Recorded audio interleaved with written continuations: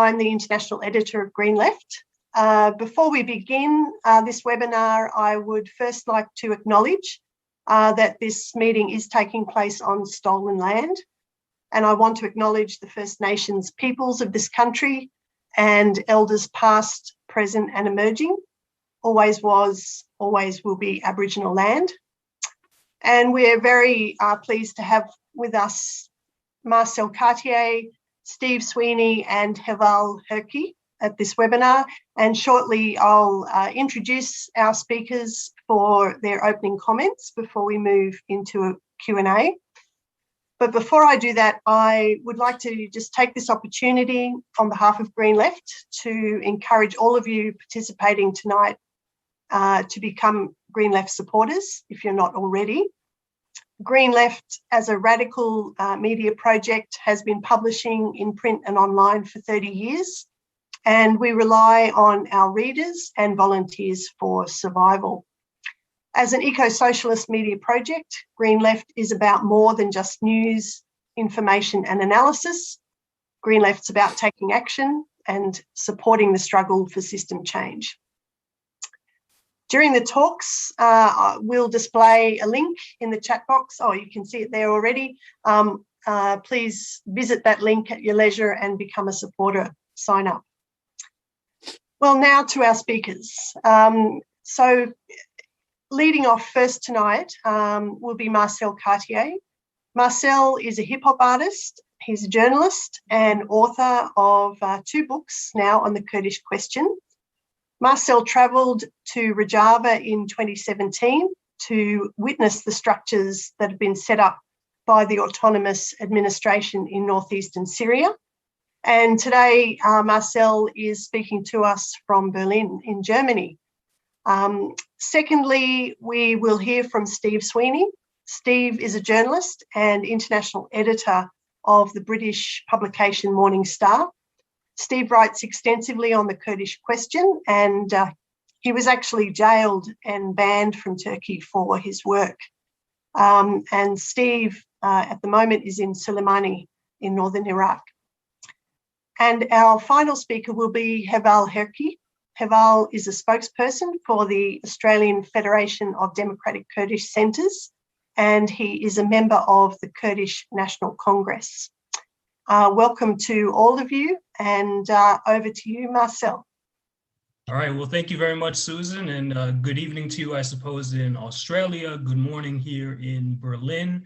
I want to begin just by, well, first of all, thanking Green Left for this opportunity. I think putting together this panel is extremely important at this very critical juncture in which not only the Kurdish people are under systematic attack across the region, but I would really have to begin, I think, by addressing another topic which is so prevalent these days in the Middle East, which is the top story everywhere, which is the attacks on the Palestinian people taking place in East Jerusalem and last night in Gaza. And the reason that I bring that forward, I think, is that oftentimes we have disparate solidarity movements when it comes to these issues in the so-called Middle East, where you have at the present moment a very vibrant Palestinian solidarity movement, and a lot of people taking to the streets, a lot of people raising their voices in support and in solidarity with the just struggle, the just national liberation struggle of the Palestinian people, the struggle against apartheid, the struggle against Zionism, the struggle against ethnic cleansing. And this is certainly a good thing.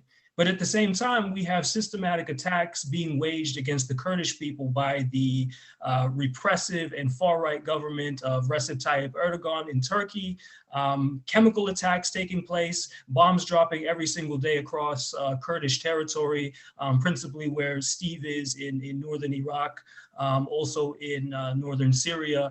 So, I think it's very important that at this stage, we use this opportunity to link these struggles, because not only are these struggles taking place in the same region, but these struggles are the unsolved and open wounds from World War I, right? From the disintegration of the Ottoman Empire, from the colonial carve-up of the Middle East by the British, by the French, by the other imperialist powers.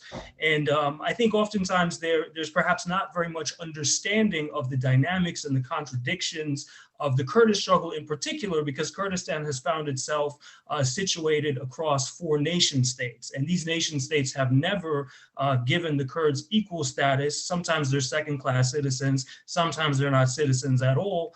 Sometimes their identity is just completely denied, as is in the case in Turkey. So I would just, I would put that out there first, that we use this opportunity not to have, I see oftentimes there's an opportunist perspective, whether from the Kurdish movement or the Palestinian movement. Sometimes Palestinians, for example, flying the flag of Turkey because they think that they have a common enemy in the Israelis. Sometimes Kurds flying the flag of the Zionist Israeli state because they think they have a common historical enemy in the Arabs, right?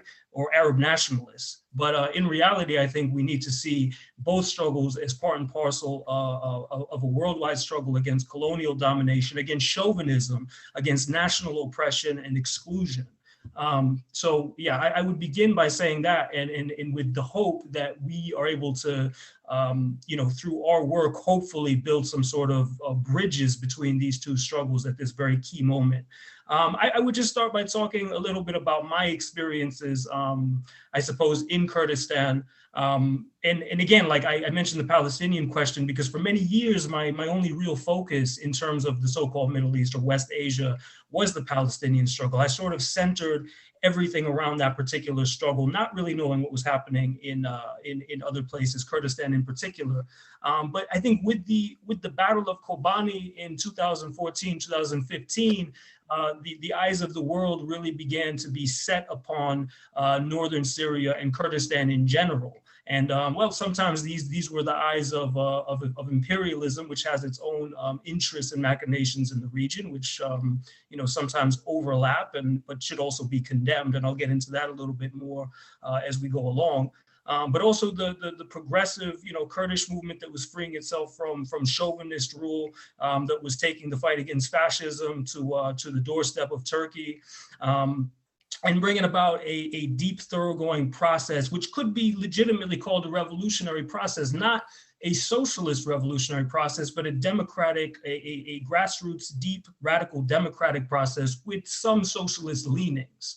And I think that I know certainly when I went to Rojava in 2017, I was able to witness this. I was able to see this directly in front of my eyes, and it was frankly breathtaking. It was amazing to see the way that society had mobilized in the face of not only the retreat of the Syrian central government, but also in the face of ISIS and other jihadist attacks against the region. And this was, I think, most clearly expressed to me in terms of the women's question, and watching women's organizations being set up. One of them, the principal one, Congress Star, right? So they were taking, not just women's liberation as, okay, we're going to have women fighting on the front lines in the YPJ, which is, of course, very important that women are able to engage in combat and fight as equals alongside men. But also in terms of fighting against forced marriage, fighting against polygamy, fighting against all of the other vices that were to be found in society until that point. And also to see people organized in communes, organized in a way which actually put the democratic power in their own hands. And I think this is one of the, for me, was one of the most incredible things about witnessing this revolutionary project in Rojava. Now, I would, it would be wrong of me not to address the contradictions in terms of what's taking place in northern Syria. And that principal contradiction, of course, is the fact that you have had this relationship, which was supposed to initially be a tentative relationship between the YPG, the YPJ, the SDF as a broader umbrella, and the United States. And of course, I mean, I'm an American, right? And I've opposed the Iraq War. I've opposed every single war that the United States has been involved in. I can very well understand, however, how under those particular circumstances, in fighting fascism, in facing a genocide, that the Kurdish revolutionary movement there would, say, well, we can have a relationship with the United States to fight Daesh. However, I think that now in 2021, you have a situation where there are some quite negative developments in terms of what's happening in Rojava, in terms of the overtures which have been given from the SDF in particular, or the Syrian Democratic Council towards the United States. Some of these overtures have been calling even for increased US troop presence. I think that, and it's a complicated situation because on the one hand, negotiations between the autonomous administration and the Syrian state have not yet seemed to yield any fruit. So the autonomous administration is saying, okay, we need to have a decentralized Syria. We need to have a non-chauvinist Syria. We need to have a Syria which makes room for all ethnic groups and all peoples. And this, of course, I think is a very just, simple demand. On the other hand, the Syrian state is saying, well, the United States has to leave Syria. We cannot have foreign occupation on our land. I also think this is a just demand. So there's this dialectic at play there and this contradiction, which seems almost to be lending to each other. And it's a very complicated one, but I think that it's one that ultimately the trajectory of much of the movement is, in this sense, at least, quite negative, because Syria will never be able to be free, and you can never deepen your revolution as long as the United States is there on the ground. And sometimes that's manifested in recent times, I think, in some quite unsavory deals, such as the Delta oil deal between the SDF and the US last year. And this is not something I'm going to defend. But at the same time, I think that we have to not throw the baby out with the bathwater. We have to look at the positive developments that the autonomous administration and the achievements that they've been able to achieve. But I think also, I think we're in a situation where those achievements are under threat, or at least cannot be deepened because of the role of the United States. But that being said, it's very interesting how the Kurdish freedom movement operates across territory. So, for example, in Syria, there's been this tentative or short-term, apparently, collaboration with the United States. But if you go across the border with forces from the YPG or the YPJ into Bashur, into Iraqi Kurdistan, and I witnessed this myself, I crossed the border, you have, on the one side in Syria, you had the YPG being given weaponry by the United States. As soon as you cross that border, you're under threat from being killed by US weaponry provided to them by Turkey. And this is a contradiction which I think the United States, it quite clearly shows that they don't care fundamentally about the Kurdish people. They only care about their own interests, right? And this can be manifested, I think was manifest most clearly in the words of the new Secretary of State, Antony Blinken, who said in 2017, he wrote a very important op-ed in the New York Times. And in that op-ed, he essentially said, to defeat the Islamic State, we should arm the Kurds. But in the same op-ed said that we need to double down on fighting against the PKK, which is essentially, it's effectively another branch of the Kurdistan Communities Union. They share the same ideology. Abdullah Öcalan is the ideological leader. So, you very clearly saw that, on the one hand, they were talking about, let's arm the Kurds, but let's also facilitate and deepen the Kurdish genocide, which is taking place. So it goes back to a long history, I think, of Western imperialist powers, pretending as if they care about the Kurdish people, but in reality, they just care about their own geopolitical interests. And I think that's been made clear recently. In January, there was a new NATO war launched against the Ghouta region of northern Iraq.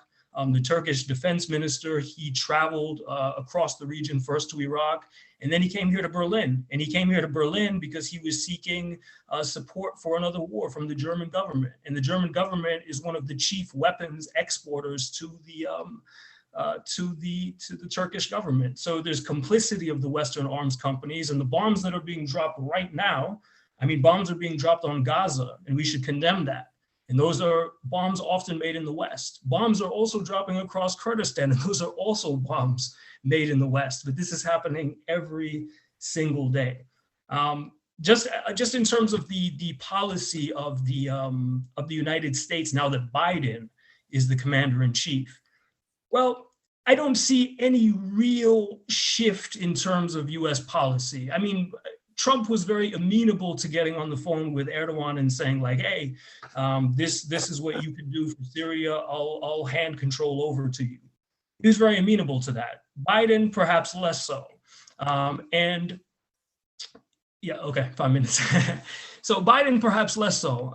So I think we're seeing a situation though in which there is a lot of continuity, and this perhaps is best manifest in the fact that just the other day, the United States and the Biden administration extended the bounty on 3 top senior figures, executive committee members of the PKK and the Kurdistan Communities Union.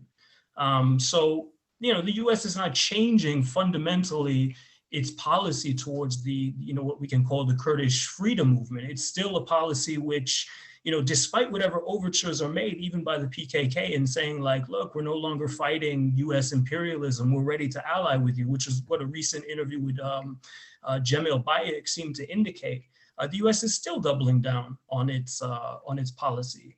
So, I think, and also we can see this in Shengal. We can't really look at Rojava as isolated. We have to look at the entire region.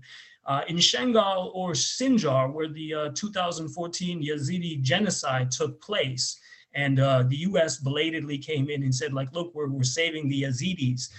The PKK was there. And then that PKK, that PKK presence became known as the Sinjar resistance units. And the Sinjar resistance units have set up an autonomous administration in Sinjar, where the Yazidis are controlling their own political life and their own political destiny. And funny enough, interestingly, a lot of people may not know this, but the Sinjar resistance units are part of the Hashid al-Shabi, or Popular Mobilization Units militia. So for those who want to say, well, the Kurds are nothing but stooges or pawns of the United States, it's a little more complicated than that, because you could also make the argument, as I've heard some do, that Kurds in Sinjar resistance units happen to be pawns of Iran, or pawns of the Shia Islamist movement. Right? So it's a bit more complicated than that. But in October of last year, the Baghdad government and the Kurdistan regional government made an agreement. And that agreement basically said that control of Sinjar would come out of the hands of the autonomous administration, and control would be asserted by the central government and by the Kurdistan Democratic Party. And Turkey is being, Turkey has threatened Sinjar on multiple occasions, with a bombing campaign, with a military base that they've built very close by. But what was really important is that this agreement happened under the aegis of the United States. It was Washington that stepped forward, and it was Washington which said, yes, we want this agreement, because Washington also wants the Kurdish freedom movement to be separated from each other. They want, first of all, the Kurdish freedom movement, I think, in Rojava to be weakened, and they want the Kurdish freedom movement in Sinjar to essentially not exist, and this would cut them off from Kandil. This would cut them off from the PKK leadership in Kandil. So I think, I would just end by saying this. Recently, Steve and myself were in Iraqi Kurdistan, and we went to a commemoration of the 1988 Anfal genocide, in which up to 182,000 Kurds were killed systematically by the Saddam Hussein government, with the support of the United States and Britain, which is often forgotten, because retrospectively, again, the Western powers would like to say the Kurds are our friends. Well, you facilitated, you gave the chemical weapons to Saddam Hussein, and this happened. And the people there have never forgotten this. So I think, again, for the United States, whether in the Trump era or in the Biden era, we have to understand that they have no permanent friends, only permanent interests.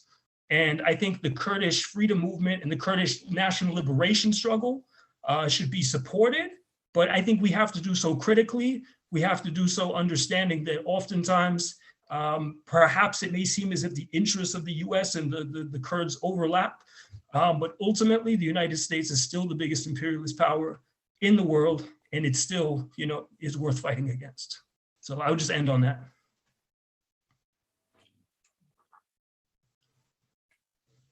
Thanks, Marcel. I think there's a lot of food for thought there. Appreciate your comments, and I think certainly be good to flesh out some of those points in the Q&A. if Steve, if you're ready to go, I think we might let you have the floor, and then we'll follow that up with Heval. So over to you, Steve.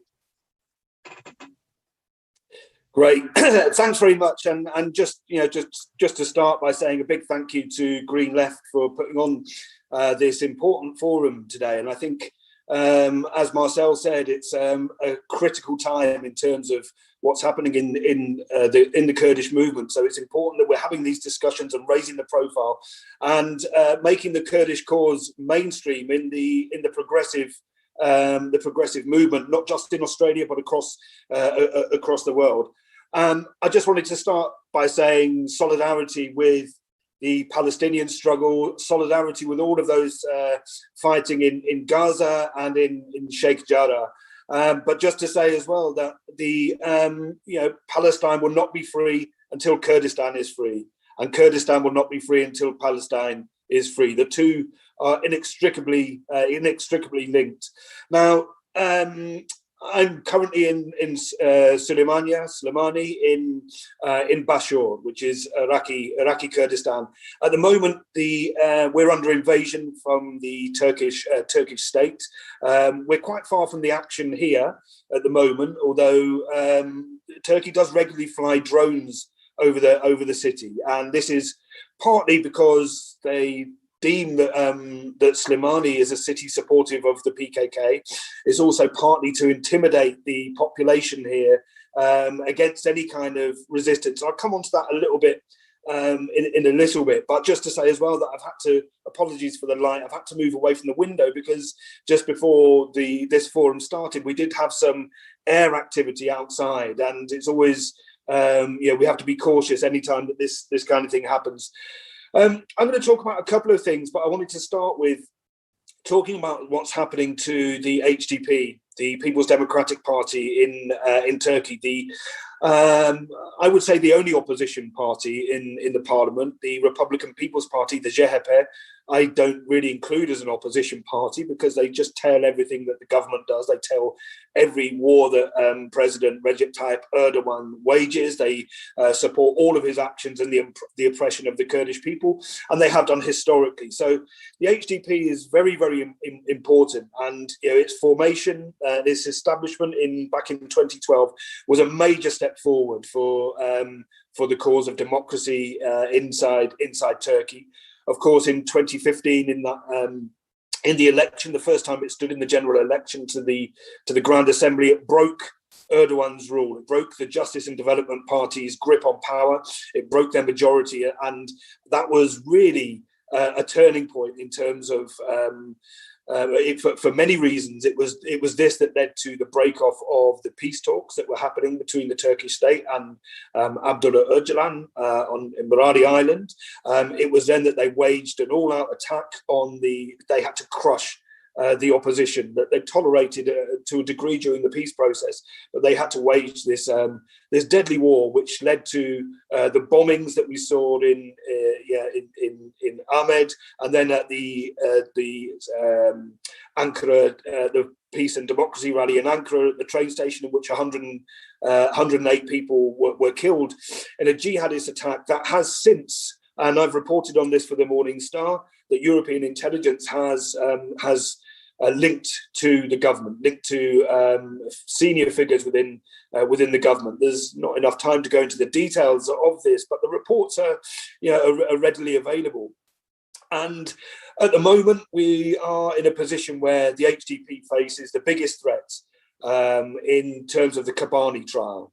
And for those of you who don't know about the Kabani Trial, this is a trial going back to where 108 senior figures within the party, including MPs, including Selahattin Demirtas, including Figen Yüksekdağ, including the executive committee at the time, are being put on trial, and they face life. This is an absurdity. They face life imprisonment. In fact, I think Demirtas faces something like 1,500 years in prison or something crazy like this because of because they called for indefinite demonstrations during the siege of Kabani. Kabani, the town in Rojava in northern Syria, which was at the time being held siege by ISIS. At the time, aid was blocked off from being taken across the border. But at the same time, Turkey was freely allowing jihadists to cross the border. And the HDP called for protests against government inaction. And during that, 57 people were killed. They were killed by government forces. They were killed by paramilitary organizations associated with the government. But 37 of those people are now subject to the HDP is being blamed for their death. So this is almost like a Reichstag moment in Turkey. If you remember, the Reichstag trial was what led to Hitler wielding ultimate power, as he looked to blame the Communist Party or a communist for what happened there, and shut down the entire democracy. And that's really what's at stake with the HDP trial. Now we can't escape the fact that this is happening at the same time Turkey is increasing its military interventions and invasion of Bashur. That's not just simply a coincidence. This is part and parcel of the same same attempt to crush opposition in order to enable him to wage these wars. So this is not, again, a new thing. This is the attacks of the HDP are a continuation of 70 years of attacks on Kurdish political parties, but not or pro-Kurdish political parties. Going back to HDP and all the others that were either banned, where political leaders were assassinated, where political leaders were thrown into prison. And when you take this kind of action, when you tell people that, when you ban people from speaking their own language, from using their own names, from practicing their own culture, when you say to people that you cannot participate in democratic political life, when you tell people that they don't have the right to exist, then what choices do people have? And it's no surprise that people are then taking up armed struggle, whether it's with the PKK, whether it's any other organisation. And we can, I think this will probably come on a little bit later, but there have been court cases and that have, in particular the Belgian court, which has ruled that that this is not, that the PKK is not a terrorist organisation as it's been designated by the US, by Britain, by the European Union. And I have to say, again, that is for entirely political reasons. And if you look at how it was listed as a terror organisation, you can look back to support for US air bases within Turkey and etc. But I've seen this firsthand as well in Cizre. I visited Cizre in 2017. Facebook handily reminded me that it was exactly 4 years ago that I was detained, interrogated at gunpoint by Turkish gendarmerie as I tried to visit Cizre. This was the scene of the basement fires, where in 3 basements across the city, 189 men, women, and children took shelter from Turkish forces as they attacked the city. And I visited a house which was riddled with bullet holes. The HDP office was riddled with bullet holes. And they sheltered there for 20 days without food, without water, without medical supplies. And you don't have to understand Turkish or Kurdish to have understood that they were pleading for their lives. You can hear the voice messages as they pleaded on mobile phones. Instead of offering support, what they did, people were surviving drinking their own urine. This was how bad, desperate things were.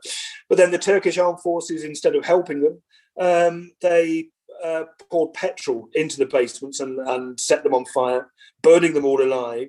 And then they poured concrete into the basements. I visited the site of these places, and I met a very inspiring young woman. Actually, her name was Melek, and her father was one of those that was in the basements at the time. She was 15 years old when I met her, and she said to me she was full of anger and rage, quite understandably. But she said to me, "I will become a lawyer."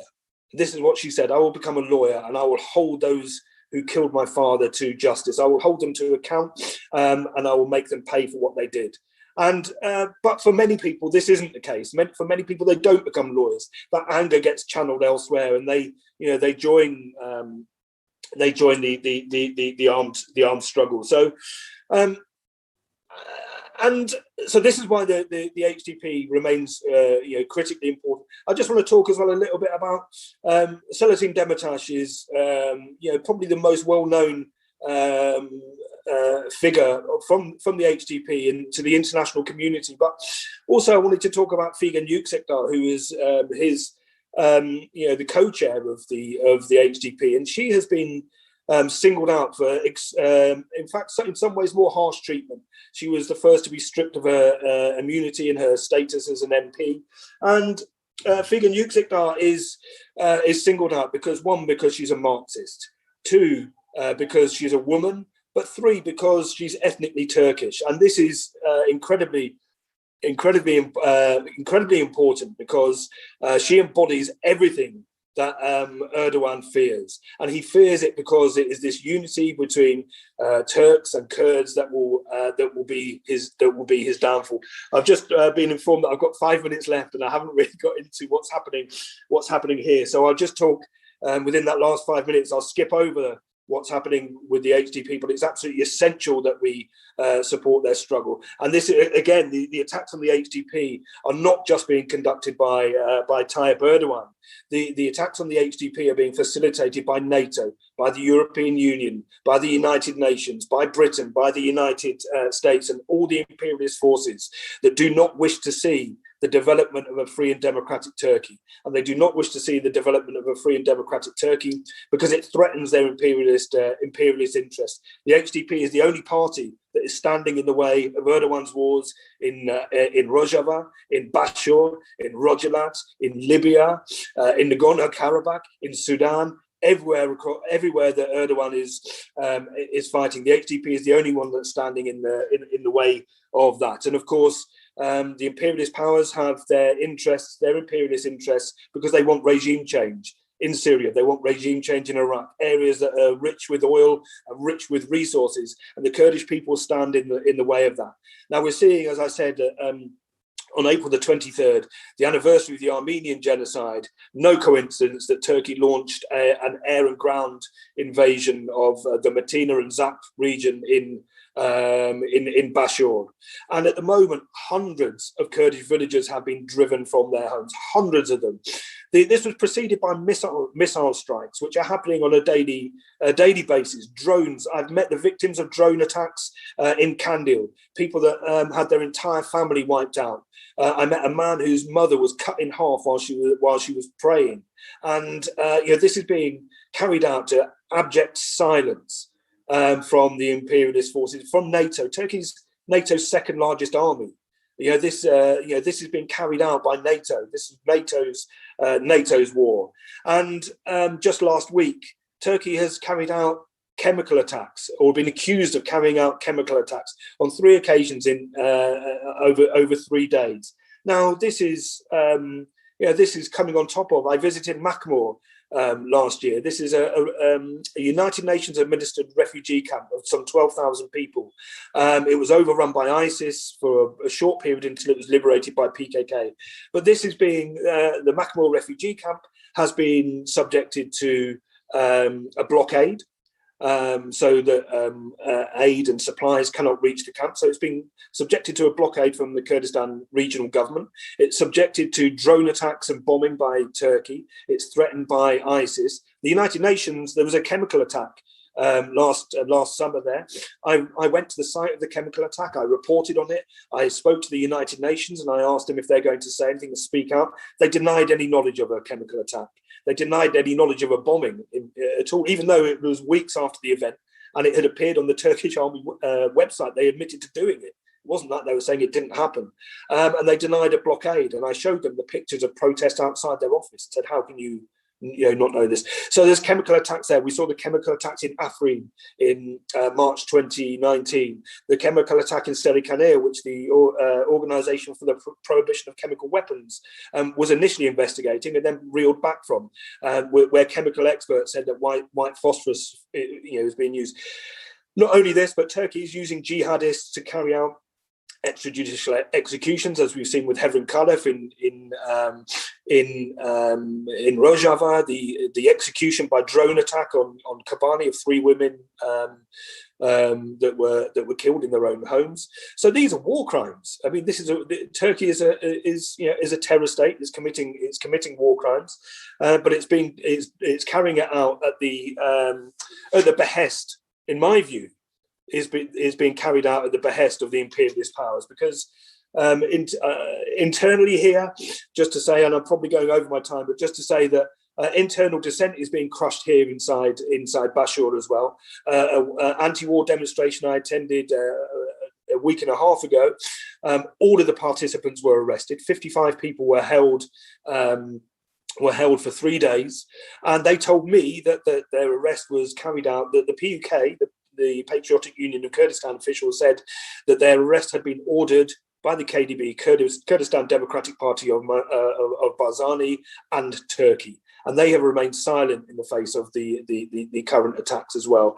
So I think I'm going to have to wrap up now. But I think just to finish, the important thing is, I think for us, is to just to note, we cannot appeal to these institutions of imperialist power, the United Nations, NATO, the US.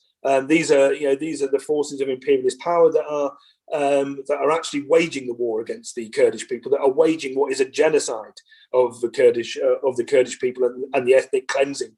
It is up to us to strengthen our own organisations and appeal to the broad progressive organisations, and to link up with the other national liberation organisations across the world, such as in Palestine, such as in Latin America, West Papua, everywhere that the imperialist struggle is being waged. But I'll finish there, and hopefully we'll come on to some more in the discussion and questions. Thank you.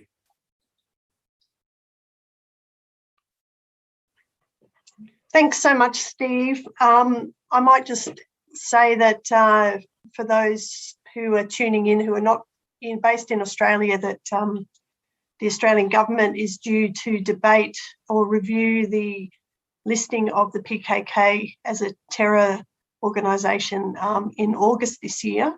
So, I guess we have our own struggle here in terms of raising awareness about the true nature and what the PKK represents as a national liberation struggle. Okay, so I'd like to thank Heval Herki for joining us tonight, and Heval, just invite you to make some comments, and then we'll open it up the floor to questions. Thanks, Heval. Thank you, Susan. Thank you for having me. I just would like to comment some of our colleagues here, Marcel and Steve. First of all, I'd like to address this to our audience, that the violence that's happening in Palestine and Israel is in my perspective, is a provocative. It's important to mention that what happening in the couple things happening. One of them is the timing, Ramadan, that tried to stir up the violence. And the other thing is when the Israeli government tried to form the government. And interesting is Mansour Abbas, one of the Arab leader in the state of Israel, got 6 members. And recently he made a beautiful speech. I refer you all to still link, maybe somewhere it exists. And he speaks in Hebrew. He talks something that quite amazing. How can we live coexistent? Something that Kurds have been fighting for centuries, saying confederalism system is solution. He's actually, his speech, his thought reflect even the most radical parties in Israel. But also, it's important to know the indiscriminate bombardment on civilian and causing violence is a crime, is act of terrorism. So the fundamental situation here is who benefiting this, who organized that. The same situation that happened a few years back in Turkey is basically who winning, who gaining. The winners are Iranian government, Khomeini, to gaining popularity, and Erdogan regime, and who's suffering the people of the region, the Israelis and the Palestinians. We are always with the Palestinian people, but the fundamentalist and Islamic organization that it cannot be compared with the Kurdish struggle. And also they have Palestinian in the good situation, condition to look peacefully, democratically, and coexistent with the Jewish people, with the region, to bring a solution in a peaceful manner. They have more status than Kurds, comparing to 60 million that have no right whatsoever. But let's reflect the things that colleagues mentioned about Turkish brutality, you need to look at the 500 years of the Ottoman, bureaucratic deep insight from the Russia Federation and also from the European. They have deepest connection for 400 years with Germans. So it's not something just happened during the Republic. Look at the Turkish state from early 1920. They just fact the setting. They say we have a Kurdish representative. We're building the state where the Kurds are representative. So you look at the entire since Kurdistan struggle in early 1970s, hardly any organization there was any teaching or education or schooling in Kurdish issues. Today, we Kurds, whether regardless is imperialist or West or East, Kurdistan is a victim of geopolitics between East and West. Look at Russia, for example. They allow jihadis to settle from the city from close to Damascus. They give it to Syrian government, and the Syrian government negotiate with Turkey to let 100,000 Afrin people slaughtered. They did the same negotiation as during the Trump in Sarkani and Grecipi. You need to understand the statehood all about transaction and business, and a lot of things in the grand develop. But American people also, we need to emphasize that.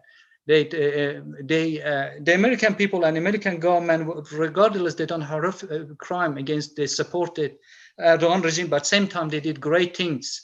Without them, without air support, Rojava wouldn't be survived. Without them, Kabani battle wouldn't be success. So we have to contribute. And also, most important, need to notice, today the armed forces in Centacom in Rojava have a lot of impact. First time they see Kurds what really they are, who they are and what they're fighting for. So it's Kurdish struggle, Kurdish freedom movement is all about understanding and opening up to the world. And I think they have achieved in great extent. And also they have influence. We have martyrs from United Kingdom, from United States, from all over the world, for a different spectrum. But I like to, one thing more important to mention, during another transaction actually take place when the Armenian genocide, they're recognized by United States actually. The same time, Erdogan regime was agreed to, to attack the Kurds with all chemical weapon, all NATO's, and in the South Kurdistan. And the most horrific crime at the moment in the Rojava, they don't have water. They cut it off the water, the supplies. So they still, with the jihadist attack and all front, and also they're using jihadi in South Kurdistan as well. But having said that, the colleagues mentioned all this crime, it's all these things, what is the things. I think the most key that our internationalists and our audience need to emphasize, Mr. Öcalan's ideology, his teaching, his philosophy is a key solution to this brutality and violence. I think his freedom will convince the Turkish people, all people region, to bring the peaceful solution. And that's why the most important aspect, he have for over years in extreme isolation, in confinement, without any democratic right.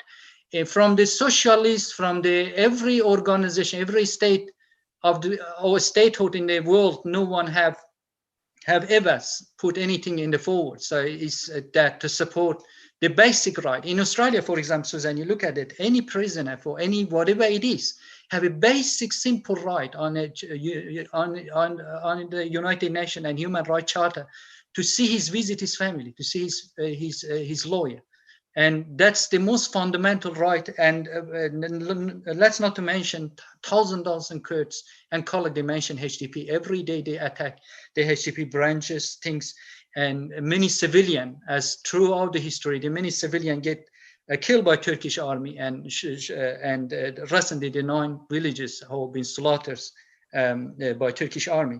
So I think the real factor is about Kurdistan movement. The real things is the only solution, whether we're hoping for peaceful solution and democratic solution with Turkey, and until problem with Turkey does not solve, the Kurds have cannot be, their safety and their status cannot be guaranteed. The real enemy, the real internationally boundaries that block the Kurdish political activism, the behind things and all this, because when you are blocked your enemies supply with all liars, block you from any rights, any freedom, and transaction of weapons arsenal will take place. So that's the real things that Kurdish and Kurdish friend, I hope to understand, that Kurdish people are also fighting so hard to build a bridge between Kurds and Turks and Arab and people in the region is the key. Kurds have been 29 uprising, this is 29th, I believe, that there is we realize that throughout the history, century we fight, but for us, the biggest winners are the people of the region, whether they are Turks, Arab, Jewish, Armenian, Assyrian, to influence. And the confederal system that Öcalan had put in place is a total solution for all people, and the people, not just region, but the people of other places in the world that has suffering such a horrific things. But unfortunately, we're hoping that there would be better support. But Susan, I could continue more, but I'll let you. I believe the colleagues has mentioned a lot of things that take place in Kurdistan right now.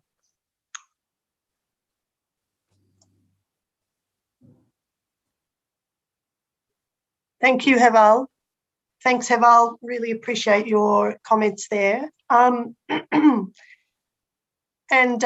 thank you to all three speakers. We're going to open up now for some questions, and we've had a couple already posted in the chat box. Our first question comes from James, and it's for Steve. James is asking, does Turkey still seek integration with the European Union in any sense? And do EU leaders speak out about the atrocities even in a tokenistic way? So would you like to respond to that, Steve? Yeah, I mean, it's not a straightforward picture, I guess. But as you know, that Turkey has sought to join the European Union, and that process has been going on for some time. But what we have to remember is that the European Union has so many ties, financial ties to Turkey, and it has so many military ties to Turkey. And of course, it is the European Union that signed a deal of shame to keep migrants out of the European Union borders. This was like Donald Trump's wall in the European Union. Thousands have died as a result of that.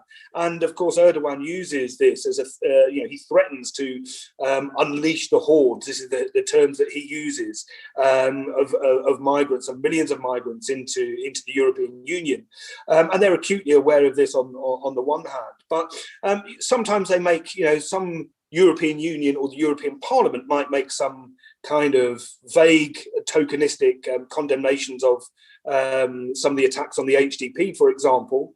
And there's been tokenistic suspension of arms sales as well that's happened during the invasions of Afrin and things, and things like this. There has been debates in the European Parliament, but on a ground level, the European Union is not a democratic institution. The European Union has no vestiges of democracy, and it's really an imperialist bloc. It's an economic bloc, and it always puts its own interests and the interests of trade above the interests of human rights and democracy. We've seen over the years how it's rolled back from the criticisms of Erdogan. European Union leaders, Josep Borrell and Ursula von der Leyen have recently met with Erdogan, with the foreign secretary there. So these meetings are going on, and really the European Union wants to bring Turkey closer. So I mean, I don't hold any hope in the European Union really to do as a block of progress and to hold Erdogan to account. I mean, the genocide of the Kurds has been happening for decades, so it's not it's not something that's that's all of a sudden come about, and the European Union has been absolutely complicit in it. And we had the Demirtaş case that went to the European Court of Human Rights very recently, and they ruled in the European Court of Human Rights that Turkey had should release him immediately. But yeah, that's all very well and good, but it goes to the Council of Europe. They can say to Turkey, well, you have to abide by this. This is a binding decision. What's happened? Nothing. Demirtaş is still in prison. Turkey uses lawfare against the HDP and against Demirtaş, and just comes out with new charges against him, as we've seen with the Kabani Kabani case. So, these institutions are not really, I don't think, in my view, where we should be looking. We should be looking at building our solidarity with progressive movements in progressive parties, trade unions, and political parties within the European Union to build that pressure on them from below. So, don't hold any great hopes in the bourgeois leaders of the European Union. Is my take on that. Thanks, Steve. And I'd also just like to acknowledge Sarah Glynn's comments. Sarah's writings would be known to our panel and possibly some of our participants. She does contribute to Green Left on occasion, very terrific articles actually covering particularly the situation of the Free Öcalan campaign. But Sarah also makes the comment that that while we can agree with all the criticisms of the roles of imperialist powers, we can, and I guess we definitely should be continuing to put pressure on them to make it harder for them to continue their support of Turkey. And Sarah mentions the recent case or ongoing situation where Turkey is controlling the flows down the Euphrates River and basically preventing water reaching northeastern Syria, and that's certainly a case in point of where pressure needs to be continued to be applied. So thank you, Sarah, for those comments. And if any of the panel would like to respond further on that or the situation with the water, please feel free to. But I might just move to another question that's been asked by Osnur regarding the delisting of the PKK, and Osnur is asking what further can be done here in Australia collaboratively to effectively remove the Kurdistan Workers' Party from the terror list. I think certainly the example of British trade unions, particularly Unite, in putting pressure on and successfully persuading the Trade Union Congress in Britain to actually, take a position to support the Free Öcalan campaign and also to be raising their voices against the Kabani Trial, I think is certainly a model that we should look to be following here in Australia. And I know that there already are trade unionists who are keen to do more organising around this issue, in particular because the Australian Council of Trade Union, the ACTU Congress, is coming up in a couple of months. Clearly a lot of work needs to be done, having one-on-one discussions with trade union leaders, but also appealing to and organising rank and file solidarity with the Kurdish struggle amongst trade unionists in Australia. There is also a parliamentarians group in support of Kurdistan. I think probably a lot more needs to be done, and I'm sure that the comrades who are involved in that work would also be looking to, apply maximum pressure in the lead up to the review of the PKK's listing in the Australian Parliament. So I guess the uptake is that I think we've got to collaborate more across the country, learn from the good examples internationally in how to put pressure on our own government here to delist the PKK, but also to raise our voice in international forums in support of the international campaign to free Abdullah Öcalan and support the Kurds generally. Okay. I may comment on that. Yes, please do, Haval. Thank you. Susan, Steve says something interesting. One thing is so important to emphasize. One thing Erdogan and his regime do, Europe, why is not become so much Europe human right entire institution being hostage because of refugee situation. It turned into transaction and business, frightening Europe with the refugee and thinks that, instead Germany turning against Erdogan regime is sending more monies. while Erdogan regime using it internally, mainly against the Kurds, their militancy in Nagorno-Karabakh. They use these ISIS members and in Rojava, in South Kurdistan, and in Libya and around the world. So it's a threat not just to Kurds, but to all humanity. But one interesting, one of your reader asked question about what we can do for Mr. Öcalan campaign. I think the critical point is important. I urge everyone to read it, to read the latest submission from the government report, and also the ASU, the listing. Is critical, is important. Once you read it, you understand that these all things is politically and no justification. A lot of them the event come directly from Turkish intelligence agencies. They think the criteria. A lot of things related to business connection and the other political between Australia and things. Saying that, Australian people, I believe, once they understand, they will support the listing package. The important things we could ask our people, please join the freedomforojalan.org.au, the campaign. What you can do, there is a lot of, we need a lot of people who have skill and understanding from the law in Australia. We need a lot of people who have, can be activism and discuss through to the union. And also, more important, this is so important, Susan, if every organization do one submission to minister, is very important, it's very effective, come to an intelligent to Parliament Intelligence Committee and will be discussed and will be effective. And if we have a chance, we're looking for pro bono lawyers and hoping that would assist us in that. So I think if I urge every organization, please, if you are in your capability in your whatever organization you are, and send them your submission why PKK shouldn't be in the terrorist list, and that will be very effective to do that. Thank you. Thank you, Haval.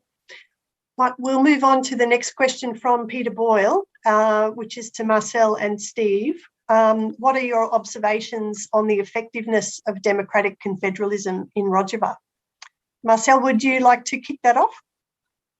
Sure. So I think it's important, first of all, to remind the listeners that I haven't been to Rojava since 2017. So it's likely that very much has changed. Of course, Rojava having existed at that time in a constant state of war and a war economy, you always got the sense that there were a lot of projects which were in development, which never quite got off the ground or were being held for a later time because of the necessity to, of course, fight Daesh and to liberate more territory. And well, I mean, that hasn't particularly ended at this juncture either, with the Turkish occupation of Serikania and Giresun.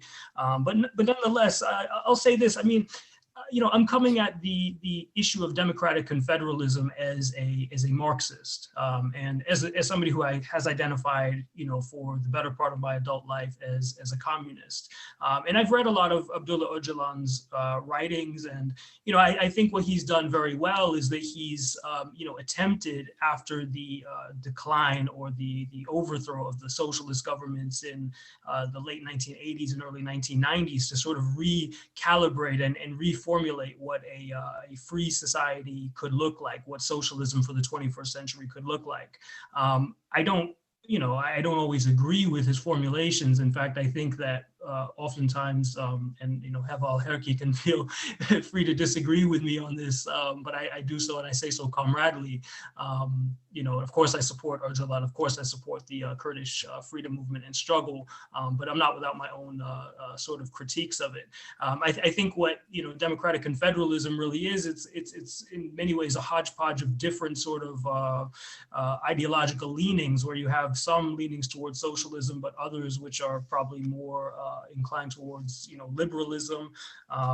There's this notion that you don't necessarily need a state, or that not even you don't necessarily need a state, but that the state is something that will get in the way of human emancipation. I would argue, however, that what I saw in Rojava very much resembled if not a state, a proto-state. I mean, you had a security force, the Asaish, you had a military force, you had essentially all of the trappings of a repressive apparatus. I don't say that because I think it's a bad thing. I say it just because I think that actually, in practice, what I saw resembled more so of a revolutionary state structure. But I think there's still, they're trying to overcome that can they? I don't necessarily know that, that history, or at least in a period of war, that's really, something that's possible. But what I'll say just about democratic confederalism and the way that I kind of understand it, and perhaps this goes into another question, is, the main pillars of society in northern Syria, which I believe are the same pillars of trying to establish democratic confederalism in Bakur, to the extent that it exists in Sinjar, are the cooperatives and the communes. So for example, cooperatives were very prevalent in the city of, throughout the entirety of Rojava, but I was able to visit an agricultural cooperative near Kamishlo, a water cooperative where essentially, people have pooled many of their resources, and, they democratically decide who works when, and how those profits are therefore shared, right, between the cooperative. And the commune structure, which I guess is the most basic level of governance in a sense, would be like a bottom-up system in which, for example, I visited a commune in the city of Derik, and they said that basically I believe it's 500 people or so are able to organize within a cooperative. Everybody can attend meetings, and then you have elected members of commissions. Always one woman and one man as a co-chair. So you would have a women's commission, you would have an arts commission, you would have, you would have a multitude of different commissions, which tackle different aspects of society, or different aspects of organizing society, I should say. And then, of course, you have, I have to mention again, the women's liberation component, which was very strong, organized in the women's movement called Congress Star. So I think really it's these three principal components: the cooperatives, the communes, and the women's liberation apparatuses at play. But yeah, I would be very curious to see what this system looks like today in 2021. From what I've heard, some of that work has been deepened.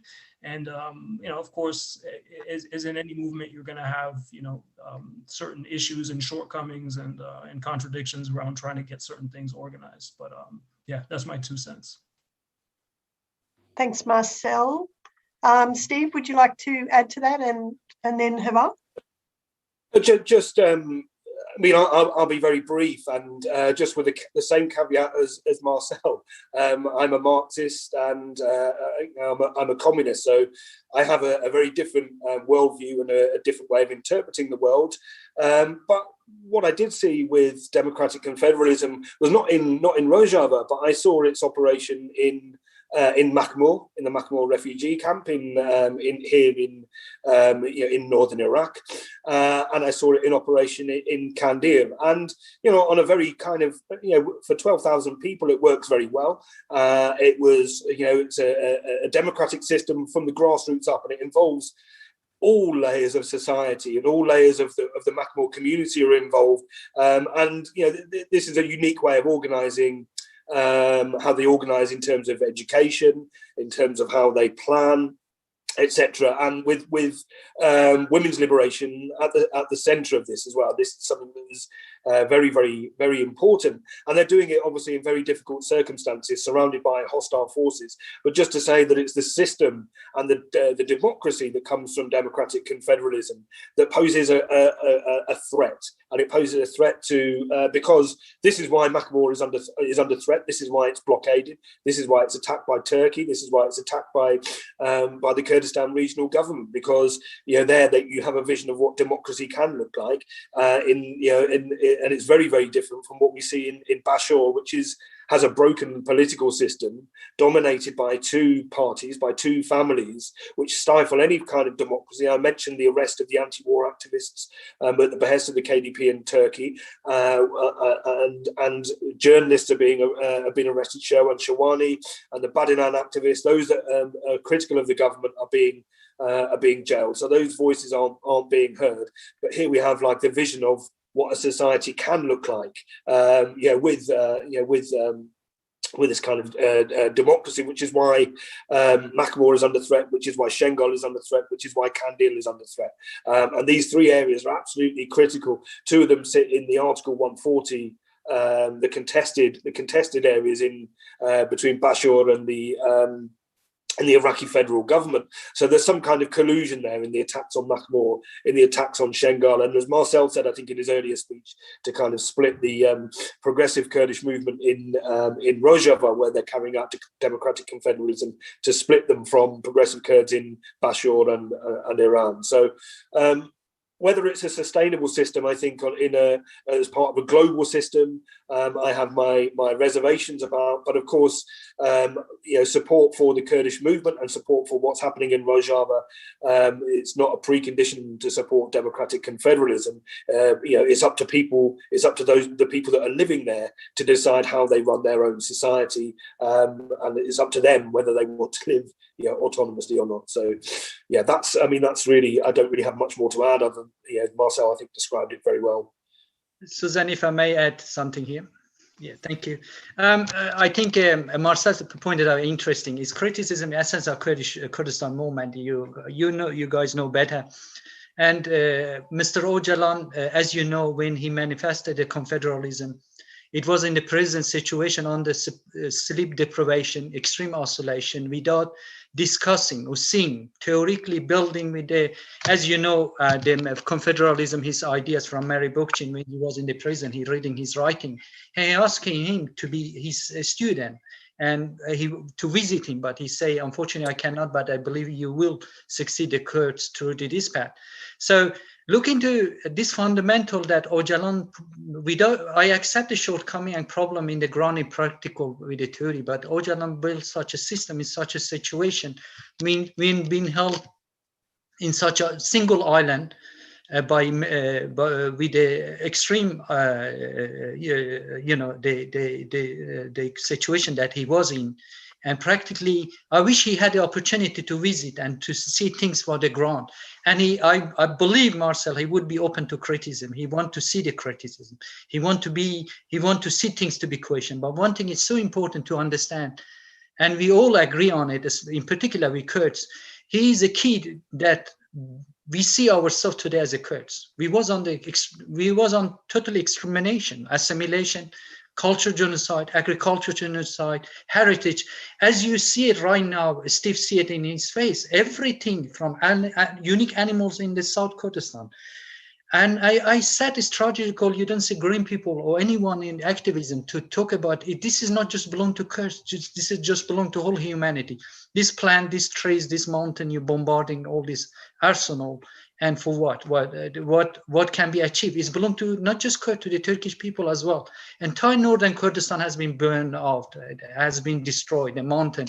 As you see, Hasan Kaifi, one of the magnificent history of mankind. How could United Nations, how could be UNESCO do not, not stopping the Erdogan regime putting such a magnificent world heritage to build the water, to melt away, to control Rojava, to drain the Rojava, to drain the Kurdish villages and city. So they have a long project. But I think I just, again, I emphasize, Mr. Öcalan has been given not just to Kurds, but to all people in the region. I think his freedom, his liberty will contribute to the better. I think he will have a better open up and things for not to other people in the region to have this magnificent system, and I believe he will improve it. And I'm hoping that he will one day see the things that happening. But the most important, I think, as I said before, his freedom is a key to stop the Erdogan jihadism. So I hope that would happen soon with our support. Thank you, Hawal. Also, just Sarah made the comment as another Marxist. I feel that the Kurds are able to contribute to society's development in just those areas where Marxism is weakest, in social and democratic relations. It is amazing to see the way people are taking control of their lives and the way political involvement is a part of life and gives it strength and meaning. Thank you, Sarah, for that contribution. I just want to move on to another question from Ismet. I guess asking to flesh out a little bit more about the Biden government's relationship with the Kurds, not just in Rojava, but also within Turkey. Would any of our speakers like to comment on that? I could quickly I say something here. If, I think Trump regime was total business person who didn't care about the Kurds, sold out, and he didn't.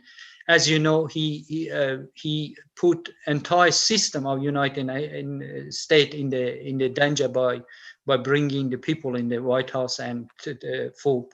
So he was a power hungry, just exactly like Erdogan regime did, and that's what exactly he happened in Rojava and Space Serkani. But I think Biden did look in political spectrum. He know region very well. He have much political historical background understanding. Again, it's not means he will change. Marcel and have other colleagues very much. American policy does not change overnight. Things it's important things for how things reflect in the background. But my personal view is he wouldn't be worse than Trump. And I think he will approach things more diplomatic way, more political way, not as just a one business transaction. Yeah, okay, give me this, and that's for you. So I think, looking the Rojava situation right now, I think it will. I'm not sure. My personal view is there is a big threat from the Russian government. As you know, in the Kamishlo, there was they used the militia against the Kurds, and as another word says, the capital of Rojava, and that was very dangerous. Where the United States exactly remind me when the Iranian and Iraqi government attacked the Kirkuk. American military become silent, say we want the peaceful solution. How could you have this regime attacking civilian? But Kurds, the freedom movement, the Yebeke and the SDF struggle in the ground changed the political arena, because Russia won't use them to give them ground Ain al-Issa or to hand over other part or Minbash to the Syrian regime. So that's how it is. It's unfortunate. These things will take a place and will continue during the Biden era, but it's all depend of Kurd sacrifice and Kurdish struggle. If the sacrifice, if unity and also activism and solidarity international, I think will change. But I think having Biden than Trump is far better. Thank you, Marcel, yeah. Yeah, if I could just, I appreciate Heval Herki's comments. Definitely a lot of food for thought there. Just in terms of Biden, my personal view in terms of his orientation towards, the Kurdish question, when he was elected, there were a lot of articles that started to surface about how Biden was going to be the most pro-Kurdish US president in history.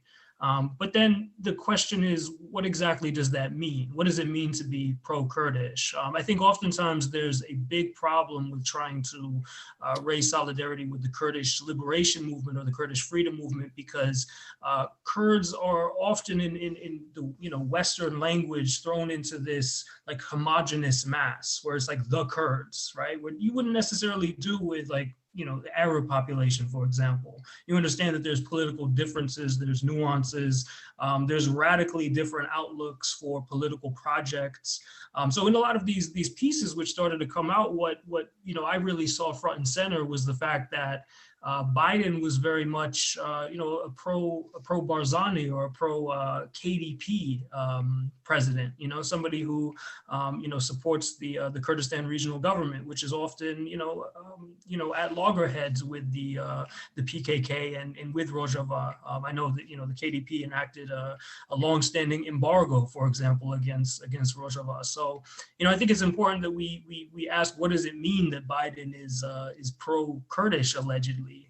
Because if he's pro-KDP and he's pro-Barzani or pro-KRG, this is a political project which in a lot of ways is irreconcilable with the project in Rojava. So, I think the US at the end of the day, it's not so much about Biden. I mean, I agree in the sense that I think, Biden can't necessarily be worse than Trump, but the U.S. is the U.S. regardless of who the face of the empire happens to be, and the U.S. will support policies, and they'll support projects which, at the end of the day, they see that they can have some geostrategic benefit from engaging with.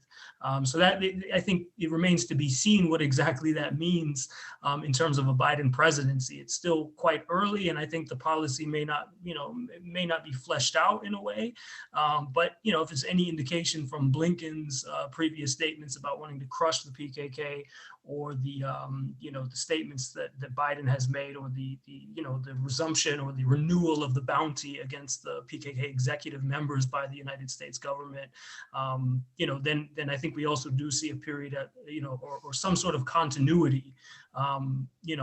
If there's going to be any sort of rupture with the previous Trump policies, I think that remains to be seen. I think it's quite early days. Thanks, Marcel. Steve, did you want to comment? Yes. My view is Biden is Trump with a smile on his face. There is no difference really between Trump and Biden. A cigarette paper could separate the two really, and look at Biden's foreign policy. And at the moment, Palestine is coming under attack from Israel, one of the largest military forces on the planet. And Trump is not only silent, but he's bankrolling this. The blanket support for Israel hasn't stopped. The billions of US dollars pouring into the Israeli war machine has not stopped. So he's supporting a genocide there. And let's also remember that Biden was the vice president under Barack Obama. And this was a time, this was a period where, look at Operation Timber Sycamore. This was a covert CIA funded operation that that sent billions and billions of dollars to supporting jihadist organizations in Syria in a bid to overthrow Bashar al-Assad. These are the same jihadists that were carrying out the atrocities against the Kurdish people there. Marcel mentioned Anthony Blinken, and we have to remember that the US is pursuing an aggressive militarization across the world.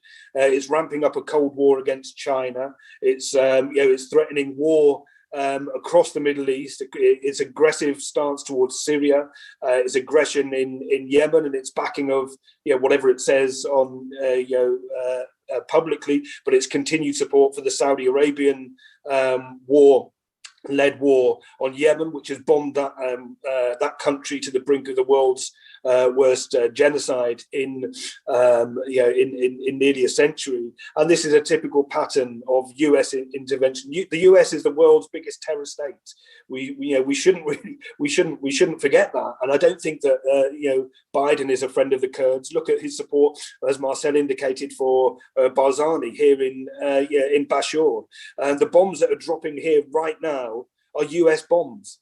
And the bombs are being dropped from US planes, and the chemicals that are being used are quite probably US chemicals, as they were, as we saw during the Anfal campaign, where the US propped up the Ba'athist regime. They're now doing exactly the same.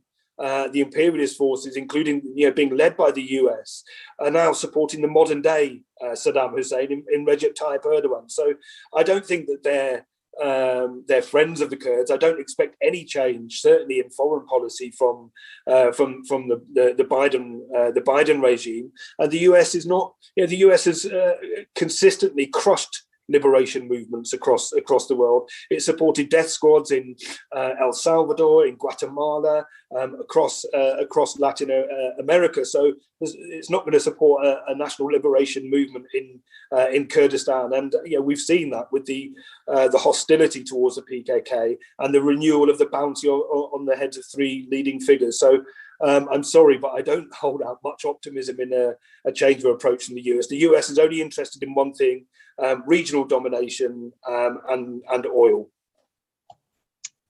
Thanks for those comments to all the speakers. I just want to, as a way of, I guess, wrapping up, is bringing things back to the question of the Erdogan regime's atrocities, and to ask the question of whether speakers see Erdogan operating from a position of strength or desperation. I mean, the Kabani trial, just defies belief, actually, just to read the reports of the first day of that trial and the absolute, what appears to be, well, basically a kangaroo court operating within Turkey, where the judiciary is clearly operating in a political way in lockstep with the Erdogan regime, or so it appears at the moment. Does Erdogan have the support of the population? Is the Kabani trial possibly, potentially overreach? Could this be a watershed in terms of coalescing a broader democratic opposition within Turkey, or what is that hope, I guess, there for the united opposition of Kurds and non-Kurds within Turkey against this dictatorial regime? Susan, if I may. Certainly. I think your first question, definitely Erdogan is out of desperation. He would do anything that even today they killing and things happening in Gaza is very much benefiting. He's gaining momentum for his to get the national things, and he have a role in that kind of provocative attack. Anyway, but the most important things you're looking at it, he see the Kurdish people, HDP as entities is existent. That's how he see it. With extreme hate, whatever necessary he do. As you see, Mr. Demirtas is kept in the hostage unconstitutionally. Entire change, the judge, the lawyer, the entire thing system that Turk have his own constitution is under his control, all be manipulated. 1,000 people without trial. There are 10,000 children. I mean, imagine what kind of system you have in the world where you everything. And the way you mentioned the Kabani trial. Kabani trial is just like a kangaroo. It's a show of trial. How they're trying to see if in fact, it should take a place if there was really constitution democratic system like Australia. It would be beautiful to get it and get forward the people who've been condemned to they've been part of this come and clearly to say what happened, who is background, who entering the jihadis, the supplying them weapon in the Turkish news. There are many witnesses to cross border, Turkish army bringing these jihadis and weapon to Kobani. And during the whole this show of the things that happened, even the interesting point also during the peace negotiation, the way they used ISIS. Look at the figure of the ISIS entire attack in Turkey, in northern Kurdistan. Is happened ISIS just attacking the Kurds. In the rally of HDP, in train station, in the peaceful people, Kurdish, Turkish people, students who come to support the Kobani. That was total massacre. He's responsible. He's totally. There are so many evidence enough there to put him in trial of genocide. And he at the moment. When you say the other question was, does the opposition party is fragmented. JHP is a party that serving Erdogan, absolutely, have no control, have nothing, and they have no change, no idea, and they are hesitant to make a unity with the HDP. Without HDP itself, regardless how many people put in it, is a key. And Erdogan knew it clearly. He have no vote in Kurdistan, and regardless what happened, how Kurds in the past, all political parties in Turkey historically, they turned against, they used the extreme violence and things against the Kurds. They ended up, they vanished, they disappeared, and it will be his end. But he tried to further extract his power, his structure. He tried to control everything. That as you interesting, he changing constitution further. So that's the interesting to see. how he, like Vladimir Putin, he tried to change it forever. He want to maintain. Steve, would you like to comment, or myself? Yeah, I think to answer the question, I think, yes, Erdogan is coming from a position of weakness. He's a weak man. He's a very, very weak leader, but that also makes him dangerous. And we saw his bizarre brand of Erdonomics, this economic theory that I think is rejected and almost mocked by any serious economist, has tanked the economy. The lira is spiraling dangerously out of control. Poverty is deepening, and we've seen the loss of support and how that's impacted. If you look back to the Istanbul mayoral election, which was, this was pitted as a almost like a referendum on Erdogan, because he put Binali Yildirim up, the former prime minister, as the AKP candidate, forced a rerun that they lost by about 200,000 votes. This was an absolute humiliation for him, in that respect. And what that did show as well, if you looked at when he broke down the election results, that he'd lost support in the traditional Sunni strongholds. So his traditional base, and this is the important thing, happened that the base of his support has seriously weakened, and this has led to pockets of resistance. We've seen the upsurge of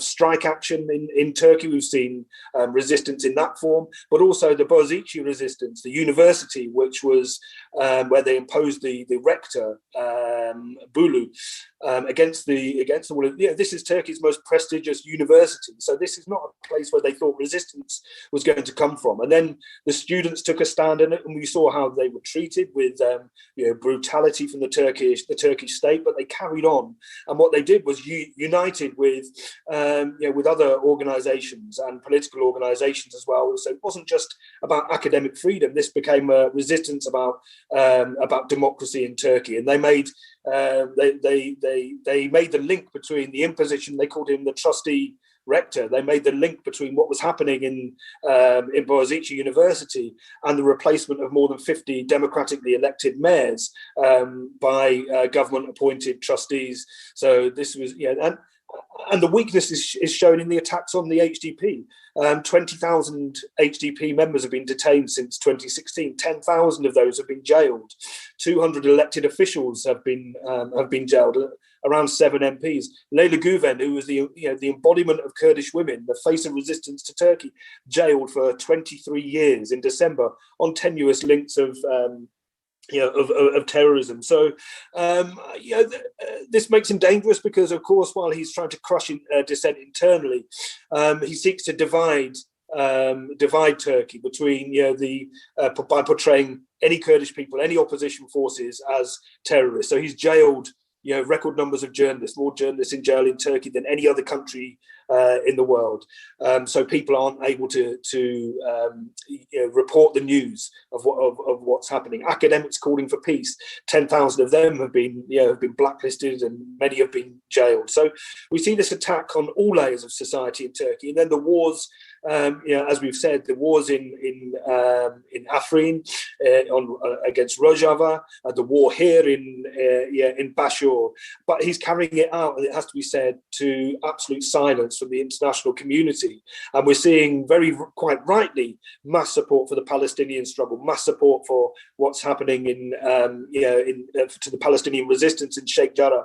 We need to make that mainstream across the Labour and progressive movements here. The Kurdish struggle. This is, a fight against imperialism.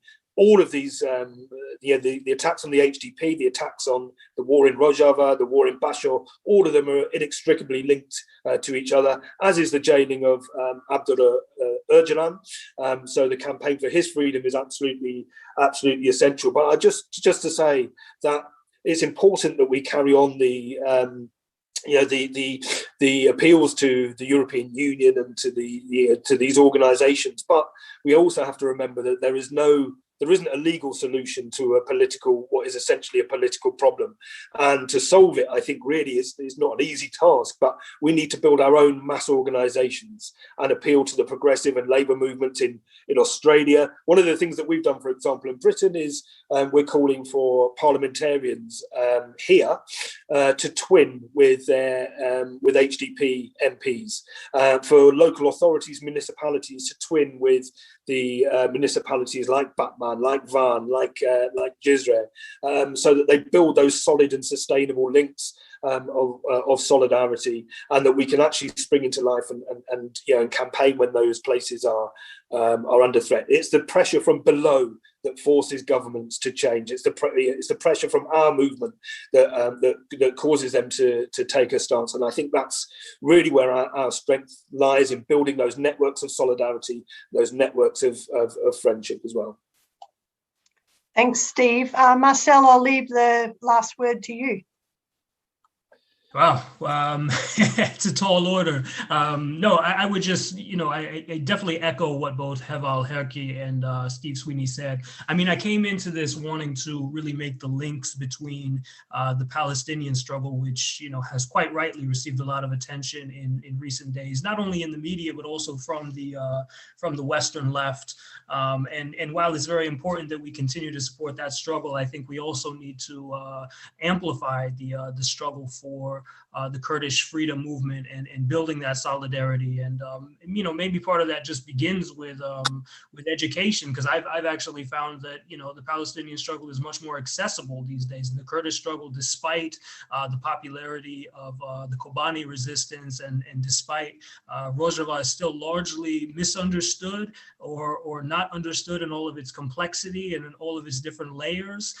And perhaps it is more difficult to understand because, again, Kurdistan has been divided among 4 nation states. But, as I pointed out in the beginning, it's a, unhealed wound from the post-World War I carve-up of the region. And, we need to be standing with their legitimate democratic aspirations and national liberation aspirations.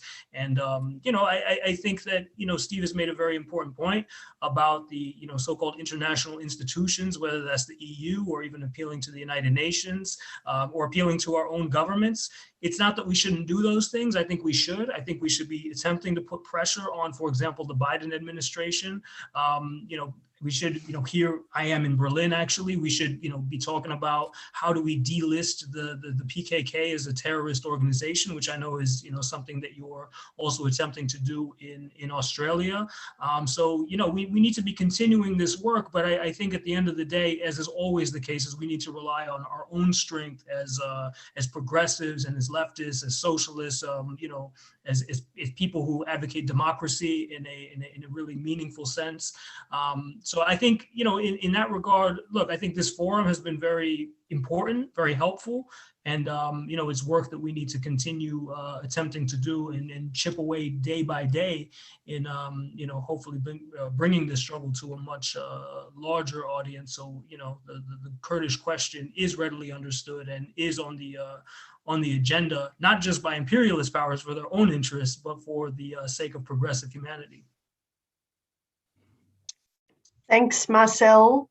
And unfortunately, that's all we've got time for. I would like to, again, on behalf of all the participants, thank our speakers, Marcel Cartier, Steve Sweeney, and Heval Herki. And once again, to encourage all of you to please become a supporter of Green Left and help keep this important media project alive. And for those of you who are based in Australia, I'd encourage you to get in touch with Australians for Kurdistan on Facebook, or if you're in Sydney, with Rojava Solidarity Sydney. And if you would like more information about the international campaign to free Abdullah Öcalan, you can visit freeöcalan.org to link up with that campaign. And I'd also just finally like to ask you again to please share this YouTube clip on social media, and to thank all of you for participating in this webinar. Thanks again to our speakers, and we will see you in the struggle, and look forward to continuing our collaboration to free the Kurds and support them in their struggle. Thanks, everyone. Thank you. Thank you.